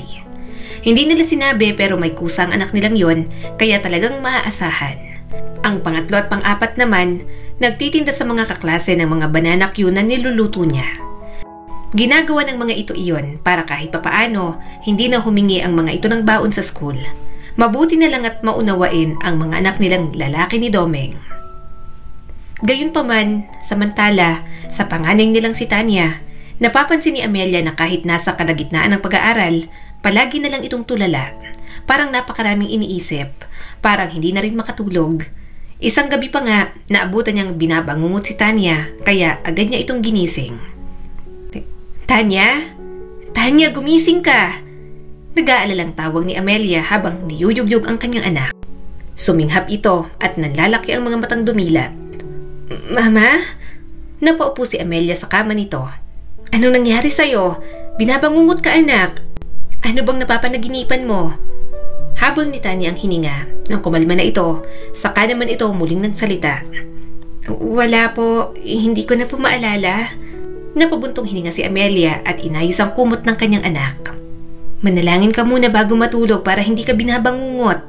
Huwag ka rin masyadong magpakapagod sa pag-aaral. Tingnan mo yung mukha mo. Hindi may pagkakailang stress ka na. Namumuo ang mga luha sa mga mata ni Tanya. Salamat po, Mama. Salamat po na sa kabila po ng mga nagawa ko sa inyo. Nandito ka pa rin po sa tabi ko. Huminga ng malalim si Amelia at inayos ang buhok ng kanyang anak. Siyempre, anak kita. Kaya kahit na ikaw ang pinakamasama sa mundo, hindi pa rin kita kayang talikuran ng tuluyan. Subalit habang tumatagal, mas lalong nagkakaroon ng mga pagbabago kay Tanya. Madalas na itong lutang, tulala at hindi makausap ng maayos. Minsan, iniintindi na lang ni Amelia dahil alam niyang marami itong dinadalang problema. Pero magbabago ang lahat nang ang mga simpleng pagbabagong yon magdudulot pa pala ng mas matindi sa kanyang pinakamamahal na anak na si Tanya. Teka Mare, hindi ba't si Tanya yon? Tanong ni Liza nang matanong nito ang anak niya sa kanto kasama ang mga bata. Kumunot naman ang noo ni Amelia. Oo nga. Siya nga, anong ginagawa niya ron? Akala ko pumasok siya. Saglit, dito na tayo bumaba. Bumaba sila ni Liza sa tricycle, dala ang mga pinamili niya at ang isang tangkay ng mga saging. Lumapit na sila kay Tanya at napansin nilang sumasayaw ito kahit na walang tugtog. Ate, sayaw pa! Bilis! Isa pa! Sabi ng isang batang lalaki. Ngiti-ngiti naman si Tanya at pumapalakpak pa bago todong sumayaw sa harap ng mga ito. Nagpalakpakan ang mga bata kaya mukhang masayang anak niya. Tanya? Tawag niya rito pero hindi siya pinapansin ng kanyang anak. Lumapit siya at hinawakan ito sa braso. Anak, ano bang ginagawa mo rito? Akala ko ba may pasok ka sa school? Saka, bakit sumasayaw ka rito? Pero hindi siya muling pinansin ni Tanya. Sasayaw pa? Magaling ba ako? Ang galing ko, no? Hindi nyo kaya yon. Anak! Tumingin sa kanya si Tanya at agad na lumayo. Ano ba? Umalis ka nga. Sabi na nga sasayaw nga ako eh. Umalis ka dyan. Tinulak-tulak pa siya ni Tanya na para bang hindi siya kilala. Nagpatuloy lang ito muli sa pagsasayaw ng walang tugtog at tuwang-tuwa sa atensyon ng mga bata. Pinagtitingin na sila ng mga kapitbahay pero hindi niya naman mapigilan ang kanyang anak. Tanya, ano bang nangyayari sa'yo? Namumuo ang mga luha sa mga mata ni Amelia habang pinagmamasdan ng anak niya. Lumapit ang kumare niyang si Liza sa inaanak nito. Tanya, halika na sa bahay ninyo. Doon ka na lang sumayaw Magpapatugtog ang mama mo. Sasayaw ka rin naman sa bahay. Nanlaki ang mga mata ni Tanya. Talaga? Sasayaw? Sige, tara na. Sasayaw kami. Sasayaw na raw tayo. Sa wakas, nadala nila si Tanya pabalik sa bahay. Doon ay nagsasayaw pa rin ito kahit walang tugtog. Kinakausap ang hangin na para bang may kasama. Lumandas ang mga luha ni Amelia. Diyos ko, anong nangyayari sa anak ko? Bakit ganito? Huwag kang magagalit, Mare, ha? Mahinang sabi ni Liza. Pero parang tinakasan na yata ng katinoan ng anak mo. Hindi na napigilan ni Amelia ang mahihinang hikbi. Kahit nanginginig ang mga kamay, agad niyang kinuha ang kanyang cellphone. Kailangan niyang tawagan si Domeng. Kailangan nitong malaman ang sitwasyon ng kanilang anak. Bakit? May trabaho pa ako. Sabi ni Domeng sa kanya mula sa kabilang linya.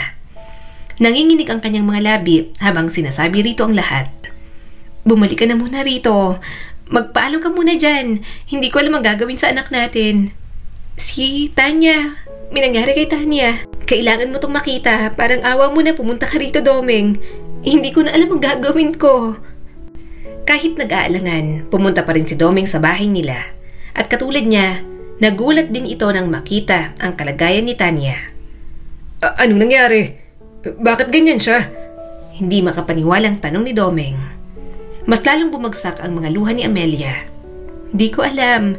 Kinakausap ko ng maayos. Hindi ko naman siya makausap. Para siyang may sariling mundo. Diyos ko! Mabilis na lumapit si Doming sa anak nila at marahang hinawakan ang mukha nito. Anak, Tanya, si papa mo to. Anong nangyayari sa'yo? Anong problema? Ngumiti naman si Tanya at biglang napanguso. Wala namang problema, pero itong kasama ko gusto niyang sumayaw.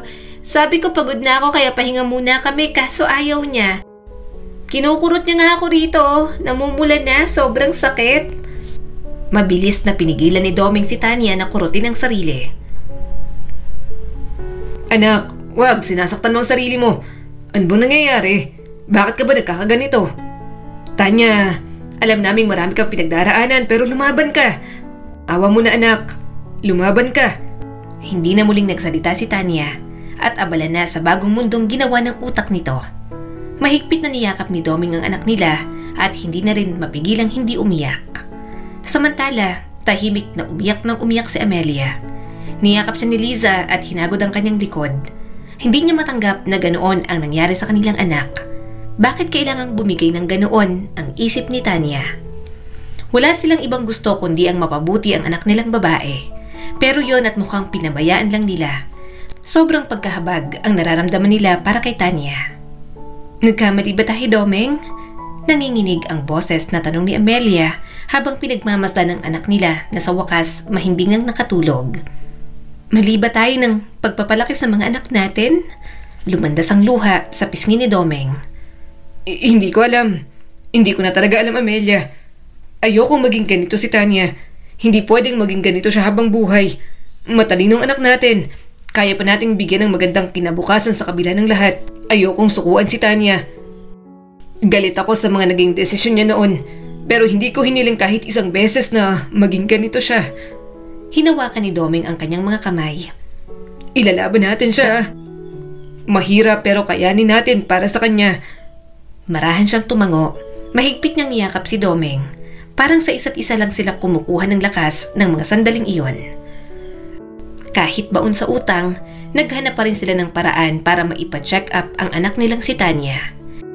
Naghanap na sila ng tulong sa mga kakilala ni Doming sa munisipyo. Sa awa ng Diyos, may nakatulong naman sa kanila. Nadala nila sa Maynila si Tanya at doon palagi pinapagamot at binibigyan ng mga sessions. Mahal ang mga gamot nito pero sinisikap pa rin nilang makabili. Para naman kahit papaano, mabawasan ang pagsumpong ng sakit ni Tanya. Anak, magpagaling ka. Dapat gumaling ka para makabalik ka na sa school. Gustong-gusto mo palagi mag-aral dati, hindi ba? Dapat magpagaling ka. Sabi ni Amelia habang nililinis ang mga kalat sa kwarto nito. Hindi naman ito tumugon at nakaupo lang sa kama habang bumubulong-bulong. Napabuntong hininga na lang si Amelia. Lumapit siya sa kanyang anak at hinaplos ang mukha nito. Mahal na mahal ka namin, Tanya. Bumalik ka na sa amin, anak. Miss na miss ka na namin. Naluluhang sabi ni Amelia. Sa mga lumipas na taon, palaging umiinom ng gamot ang anak nila. Kapag wala, mas nahihirapan silang alagaan si Tanya. Dahil sa sakit ng panganay nila, hirap na rin mag-aral ang tatlo pa nilang mga anak. Mabuti na lang at matsatsaga ang mga itong pagsabayin ng pag-aaral at ang pagtatrabaho. Naiintindihan ng mga lalaki nilang anak na mahirap ang sitwasyon sa kanilang tahanan. Sa awa ng Diyos, nakagraduate na ang pangalawa nilang anak ni Domeng. Masayang-masaya sila dahil kahit papaano ay may nakatapos na sa kanilang pamilya. Masayang-masaya sila dahil kahit papaano may nakagraduate na sa kanilang pamilya. Kahit papaano hindi na masyadong mabigat. Hinaplos ni Marco ang kanyang balikat. Huwag po kayong mag-alala, ma. Tutulong po ako sa pagbabayad ng mga natitira pa po nating mga utang para hindi na po kayo mahirapan ni Papa. Alam ko pong gipit na gipit po tayo kasi palagi pong nagpapagamot si ate. Namuo ang mga luha ni Amelia. Salamat. Salamat at palagi niyong nauunawa ang magkakapatid ang sitwasyon ng pamilya natin. Niyakap siya ni Marco. Alam po naming problemado po kayo ni Papa, pero gusto ko lang pong sabihin na hindi po kayo nagkulang sa pagpapalaki sa amin. Napalaki niyo po kami ng tama, kaming magkakapatid. Huwag niyo na po sanang sisihin ang sarili niyo kung bakit nagkaganyan si Ate Tanya. Wala naman pong may gusto ng mga nangyari at ipanalangin na lang po natin na sana gumaling na po siya. Mahina siyang humikbi at niyakap ang kanyang anak. Hindi niya alam na alam ng iba pa nilang anak na sinisisi nila ni Domeng ang mga sarili dahil sa nangyari kay Tanya. Mabuti na lang talaga, nagkaroon sila ng mababait na mga anak. Kapag may problema, handang-handa pa rin na samahan at tulungan sila. Matulog ka na anak, para naman maganda ang gising mo bukas, Tanya. Birthday mo bukas, 25 ka na. Nakangiting sabi ni Amelia rito. Anong gusto mong gawin bukas? Hindi agad ito sumagot at nakatulala lang. Napabuntong hininga na lang si Amelia. Kapag hindi sinusumpong, palagi naman itong tulala. Sa ilang taong ganoon, nasanay na lang din talaga siya. Ma, I love you. Mahinang sabi ni Tanya. Salamat at hindi niyo po ako iniwan ni Papa. Suminghap si Amelia at hindi napigilan ang mga luha. Anak, tumulo na rin ang mga luha ni Tanya. May pag-asa pa po ba sa akin, Ma? Kaya ko pa po ba? Mabilis siyang tumango at mahigpit na hinawakan ang kamay nito. Oo naman anak, may pag-asa pa. Hanggang nabubuhay kami ng papa mo, palagi kaming aalalay sa'yo. Binalot niya sa mahigpit na yakap si Tanya. Alam niyang hindi pa tuluyang magaling ang anak nila ni Domeng, subalit hindi siya nawawala ng pag-asa. Kahit isang beses, hindi nila ito sinukuan. Kaya ngayong nakikita na nila ang pag-asa, mas lalo silang hihiling sa Diyos na sana'y ibalik na sa dati si Tanya. Mapatawad nito ang anak nila at bigyan pa ng pagkakataon para maranasan ang magandang buhay. Kaya ngayong nakikita na nila ang pag-asa, mas lalo silang hihiling sa Diyos na sana'y ibalik sa dati si Tanya. Mapatawad nito ang anak nila at bigyan pa ng pagkakataon para maranasan ang magandang buhay. Ang kwentong ito ay nagpapaalala sa atin na kung mayroon tayong gusto sa buhay, pagsikapan nating mabuti at kung hindi talaga kaya ng bulsa, huwag ipilit para lang makipagsabayan sa iba. Bilang magulang, lahat naman tayo ay nagnanais na maibigay sa ating mga anak ang lahat ng ating makakaya, mga bagay na makapagpapasaya sa kanila. Pero laging tatandaan na huwag magpadalos-dalos ng desisyon dala ng matinding emosyon. Sa isang pamilya, mahalaga ang laging kumonsulta sa asawa bago gumasta ng pera, lalo na kung sapat lang ang kinikita. Maraming pagsubok ang dumarating sa buhay, pero may mga pagkakataon na ang pagsubok at problema na yon ay dulot ng mga maling desisyon na tayo rin naman mismo ang gumawa. At walang ibang dapat nasisihin kundi ang sarili natin. Gayunpaman, sa kabila ng mga pagkakamali, magsumikap sana tayo na unti-unti yung maitama sa tulong ng mga tao na tunay na nagmamahal at nagmamalasakit sa atin. Muli, eto po si Skylar Guro at sana may bago na naman kayong natutunan sa kwento natin ngayon. Maraming salamat po.